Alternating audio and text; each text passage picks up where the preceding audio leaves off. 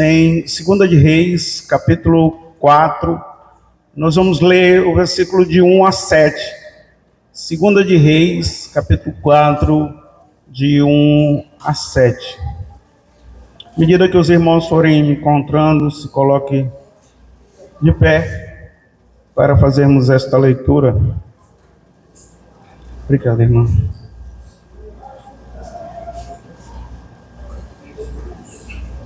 Aí no telão.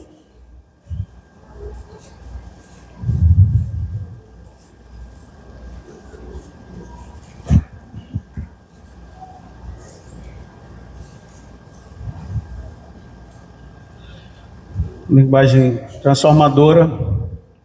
Diz assim: certo dia, uma viúva dos membros do grupo de profetas foi pedir ajuda a Eliseu. Meu marido que servia, morreu. E o Senhor sabe como ele temia ao Senhor. Agora veio um credor que ameaça levar os meus 2 filhos como escravos. O que posso fazer para ajudá-la? Perguntou Eliseu. Diga-me o que você tem em casa. Não tenho nada, exceto uma vasilha de azeite, respondeu ela. Então Eliseu disse: tome emprestado muitas vasilhas dos seus amigos e vizinhos, quantas conseguir, e depois entra em casa com seus filhos e feche a porta. Derrame nas vasilhas o azeite que você tem e separe quando estiver cheia. A viúva seguiu as instruções de Eliseu. Seus filhos traziam vasilhas e elas as enchia. Logo todas estavam cheias até a borda. Traga mais vasilhas, disse ela a um dos filhos. Acabaram as vasilhas, respondeu ele, e o azeite parou de correr. Quando ela contou ao homem de Deus o que havia acontecido, ele lhe disse: agora venda o azeite e pague as suas dívidas, e você e os seus filhos poderão viver com o que sobrar. Que Deus abençoe a leitura da sua palavra em nossos corações. Podemos assentar.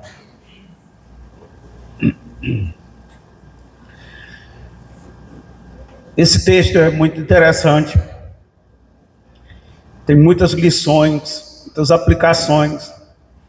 Mas você pode ver aqui que há algumas situações nas nossas vidas que nós não temos saída. Que humanamente não há uma porta de saída, uma porta de escape. E a única coisa que nos resta é recorrer ao Senhor.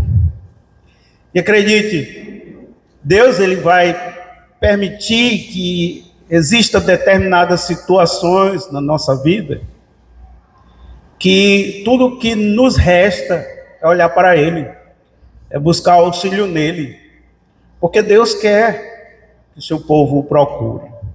Deus quer que o seu povo esteja diante dele, buscando soluções nele. E às vezes, meus irmãos, quando nós temos saída, quando nós temos várias alternativas para solucionar o problema, nós evitamos ir na presença do Senhor.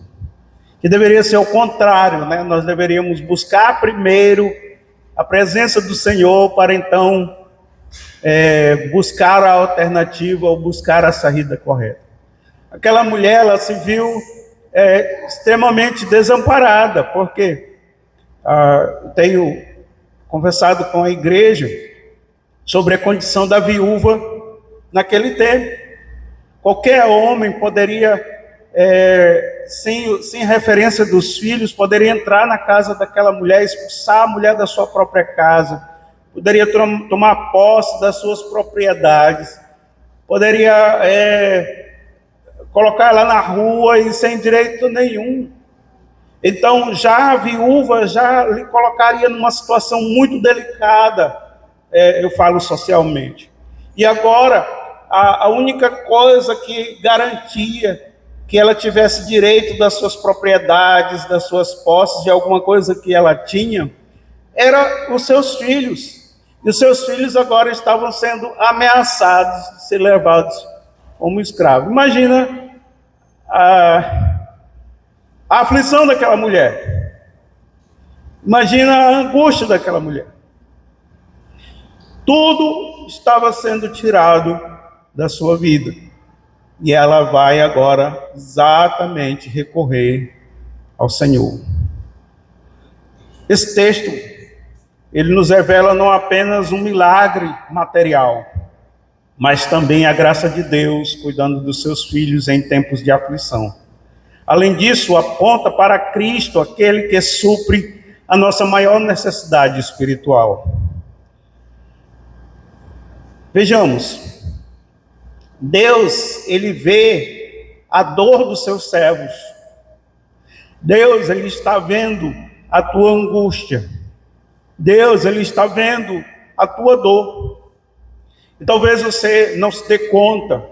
Talvez você ache que você está sofrendo sozinho.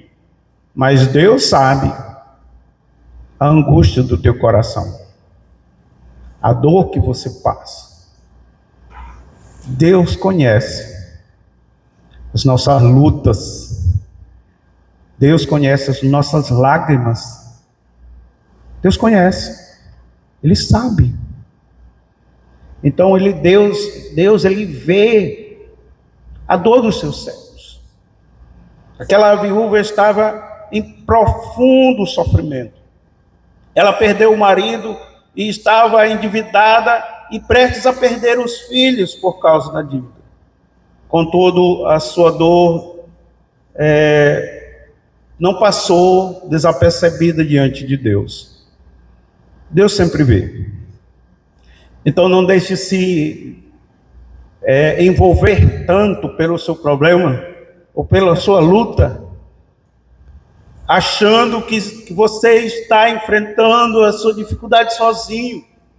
Não, você não está enfrentando a sua luta e a sua dificuldade sozinho. Deus está vendo a tua dor.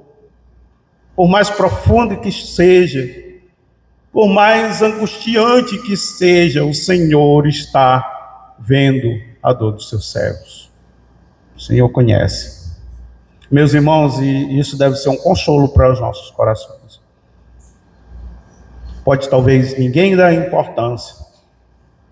Pode talvez ninguém estar preocupado com o que você está sentindo, mas Deus sabe a tua dor.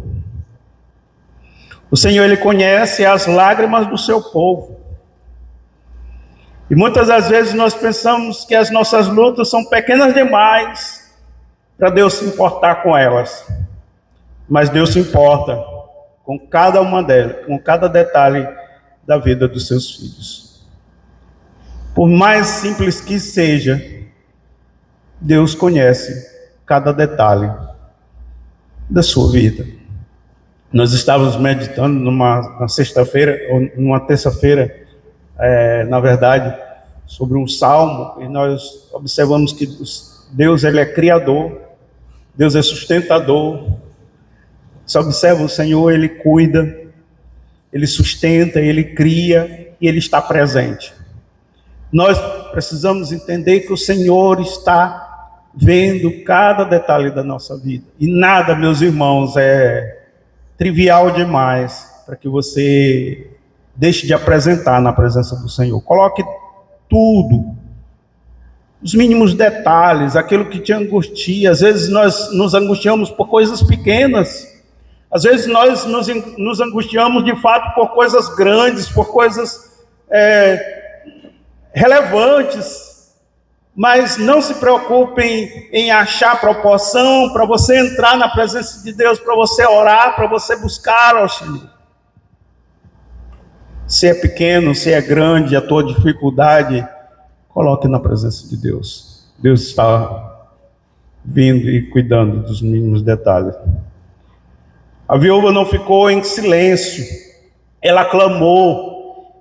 Irmãos, isso nos ensina que nós devemos levar as nossas aflições em oração ao Senhor. Eu pergunto para você, você tem levado as tuas aflições diante de Deus? Você tem colocado diante do Senhor as tuas aflições? Às vezes nós temos maior facilidade de colocar as nossas aflições diante das pessoas. Eu fazendo um aconselhamento, e disse para a pessoa: olha, você colocou muito bem a sua aflição, você colocou muito bem a sua luta, a sua dor, mas você está colocando diante da pessoa errada. Eu não posso resolver o seu problema, mas Deus pode. Você entende o que é isso que eu estou dizendo? Não é errado você se aconselhar, não é isso que eu estou dizendo. Mas às vezes nós temos mais facilidade para contar os nossos problemas, as nossas aflições para pessoas, do que para contar ao próprio Deus. Nós devemos colocar diante de Deus as nossas aflições, as nossas dores, as nossas lutas. Ela não ficou calada, ela não ficou em silêncio, e ela foi clamar exatamente diante de Deus, diante do Senhor. O Salmo 34 e o verso 17 e 18, ele nos diz: o justo clama e o Senhor os ouve. Os justos clamam e o Senhor os ouve e os livra de todas as suas angústias. Perto está o Senhor dos que têm um coração aquebrantado e salva os contritos de espírito. Observe. O justo clama e o Senhor ouve. E livra de todas as suas angústias. Perto está o Senhor de quem tem um coração quebrantado e salva os contritos de espírito. Nós temos uma ferramenta de graça, um meio de graça, na verdade. Deus nos deu esse... eu gosto até da música que é cantada nas orações de manhã. O telefone do céu é a oração. Deus nos deu um telefone, um meio de graça para falar com Ele. O instrumento da graça, da bondade de Deus para falar com Ele. E aquela mulher, ela vai diante do profeta e ela clama. Meus irmãos, nós precisamos entender, o cristão, ele também enfrenta crises, perdas, dias difíceis, mas nunca vai sofrer sozinho. O mesmo Deus que ouviu a viúva continua ouvindo o clamor do seu povo. O mesmo Deus que ouviu aquela mulher aflita e clamando, Ele continua ouvindo o seu povo. O cristão enfrenta crise. Hoje em dia, estamos vivendo um evangelho, um falso evangelho, onde os líderes religiosos estão pregando que o crente ele não adoece, que o crente ele não passa por dificuldade, que o crente não passa por sofrimento. O crente passa sim por dificuldade e passa por sofrimento. Nós somos imitadores de Cristo. Quem mais sofreu neste mundo foi o nosso Senhor Jesus Cristo, pelos nossos pecados, pelas nossas transgressões. Homem de dores que sabem o que é sofrer, experimentado no sofrimento, assim diz a palavra lá em Isaías 53. E o crente não pode não pode adoecer, não pode passar por dificuldade. Se nós somos imitadores de Cristo, meus irmãos, imagine. O crente passa por tribulação, o crente passa por sofrimento, passa por crises, mas nós temos um Deus que está conosco no meio da crise. Louvado seja o nome do Senhor. né? Bendito seja o nome do Senhor, porque Deus está conosco. Então, o mesmo Deus que ouviu a viúva, continua ouvindo o clamor do seu povo. Em segundo lugar, Deus usa o pouco que temos. Sabe, quando nós estamos passando por crises, às vezes nós somos tentados a achar que nós não temos mais nada. Que nós não temos mais nada. Mas Deus sempre deixa alguma coisa. Nós sempre temos. É porque nós não conseguimos enxergar o que Deus deixou. Eliseu lhe pergunta: o que hei de fazer? O que te hei de fazer? Diz-me o que tens em casa.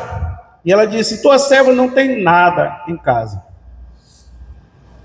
Aí ela lembra: senão uma pequena botija de azeite. A viúva, ela achava que ela não tinha nada. Porém, Deus começa o milagre exatamente naquilo que nós desprezamos. Exatamente naquilo que ela desprezou.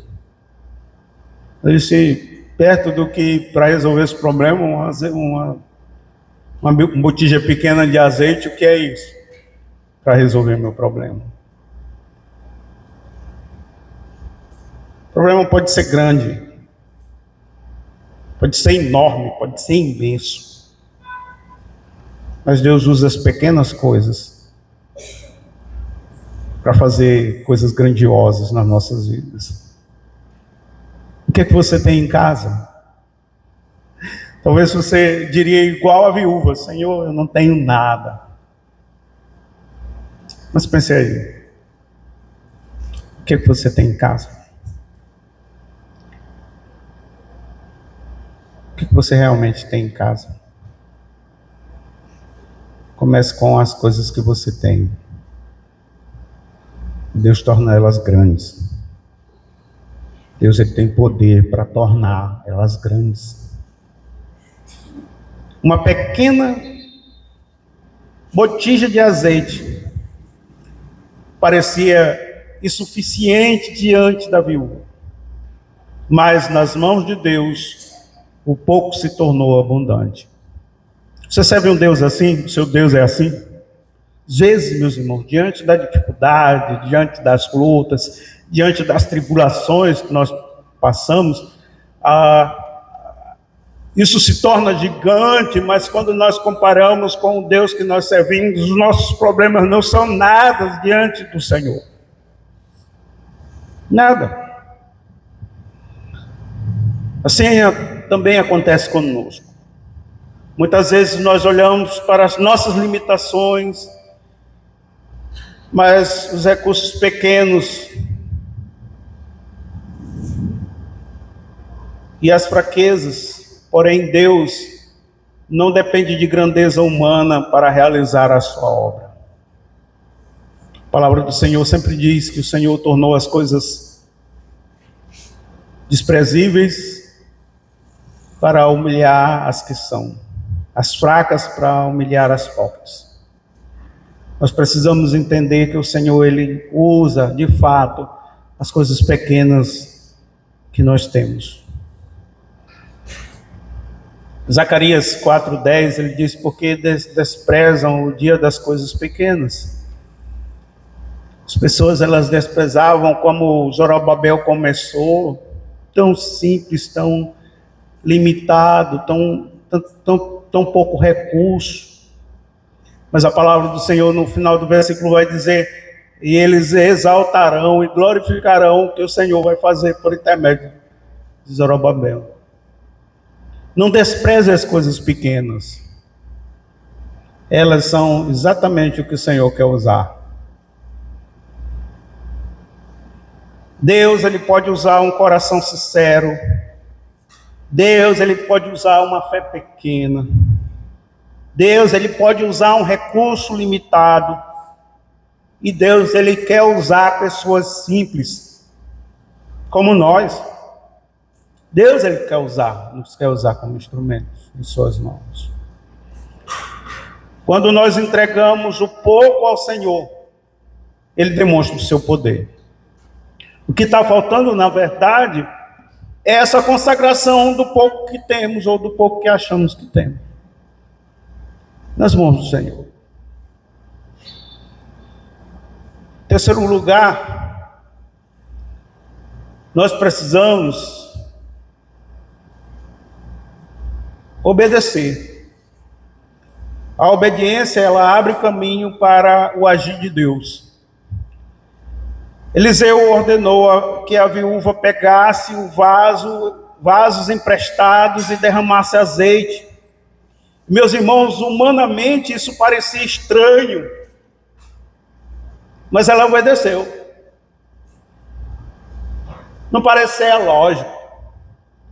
Como é que eu vou encher panelas, tachos enormes com uma vasilha pequena com uma pequena botija de azeite? Não há lógica. Mas Deus, a fé, que Deus exige é uma fé obediente, que vai contra a lógica, que vai contra a possibilidade. Deus, ele vai sempre exigir isso do seu povo. Acredite, um dia, um momento, ele vai exigir isso de você. Mas aquela mulher, ela estava tão desesperada, ela estava tão aflita com o problema que estava diante dela. Agora os seus filhos seriam levados como escravos por causa da grande dívida que ela tinha. Alguns comentários dizem que essa dívida foi deixada pelo seu marido, né? E aqui cabe uma observação: cuidado com as suas dívidas. Tenha cuidado com as suas dívidas. Não faça empréstimos. A Bíblia até diz que nós não devemos fazer empréstimo, né? Não faça parcelas longas, não fique endividado. Isso não é bom. Isso não é bom. Não se comprometa com parcelas altas, isso não é bom. Só aqui dando um conselho para os irmãos, né? Porque isso pode causar um transtorno para a tua família, né? Segundo os comentaristas, ele deixou essa dívida acumulada para sua esposa, morreu e deixou essa dívida. E agora ela não tinha com o que pagar, e os credores, não, pois nós vamos levar os teus filhos escravos. Mas diante dessa aflição que ela estava vivendo, ela foi diante do Senhor e recebeu uma orientação. E observe, no versículo 5 de 2 de Reis 4, vai nos dizer: então ela entrou e fechou a porta sobre si e sobre os seus filhos, e estes lhe chegavam os vasos e ela os enchia. Ela não questionou se isso tinha lógica ou não, ela fez. Sabe, fé, isso é obedecer a palavra de Deus, obedecer às ordens do Senhor. Fé não é outra coisa. Fé não é você imaginar eu até fiz uma comparação com os irmãos, né? Pastor, a palavra do Senhor fala que quem tiver fé do tamanho do grão de mostarda pode mover uma montanha. Eu vou mover esse copo sem se mexer, sem tocar nele para esse outro lado aqui. Isso não é fé. Isso não é fé. Isso é burrice. Tá? Fé é obedecer a palavra de Deus, o que Deus manda. Isso é fé. É obedecer o que o Senhor está mandando. E ela obedeceu. O milagre acontece durante a obediência. Já falei para os irmãos, Deus não precisa da tua fé, Deus não precisa da tua obediência, Ele pode fazer na hora que Ele quiser e quando Ele quiser, porque Ele é soberano, Ele é dono de todas as coisas, mas Ele quer ver uma fé autêntica, ele quer ver a obediência. Então ele pede, ele exige que o seu povo obedeça. E quando nós obedecemos, o Senhor realiza, sim, grandes coisas no meio do seu povo. O Senhor realiza maravilha no meio do seu povo. Porque Ele espera, Ele quer ver essa fé autêntica, essa fé obediente. Muitas das vezes, meus irmãos, nós queremos entender tudo antes de obedecer. Mas como é que vai funcionar? O Senhor vai colocar uma mangueira naquela botija ligada num caminhão de azeite para poder encher as vasilhas todas, assim que vai acontecer? Não, ela não questionou isso. Mas Deus, Ele nos chama a confiar nele. Isso é uma fé verdadeira que se manifesta em submissão e obediência. A viúva poderia ter questionado: por que tantos vasos, por que tantas vasilhas? Com uma botija pequena não vai encher isso. Mas ela simplesmente obedeceu. O que Deus quer de nós, meus irmãos, é obediência. O que Deus quer de nós é uma sincera obediência. Uma aplicação nesse tópico é: não há bênção que experimentamos, só há bênçãos que experimentamos apenas no caminho da obediência. Deus honra aqueles que confiam em sua palavra. João 14:21 nos diz: aquele que tem os meus mandamentos e os guarda, este é o que me ama. Nós devemos, irmãos, fazer aquilo que Deus quer das nossas vidas. Um outro momento, eu conversando com os irmãos, dizendo: você sabe o que Deus quer de você? Não sabe? Responda ao seu coração com sinceridade. Fundo do seu coração, você sabe o que Deus quer de você? Não sabe? Sabe? Então, o conselho do seu pastor, do seu irmão: obedeça. Obedeça. Simplesmente obedeça. Você vai ver coisas grandiosas. Você nem imagina. Em quarto lugar, em Deus a provisão abundante e completa. 2 de Reis 4:6 diz: cheios que foram os vasos, disse ela aos filhos, a um filho seu: chegue-me ainda um vaso. Porém ele disse: não há mais vaso, não há vaso nenhum.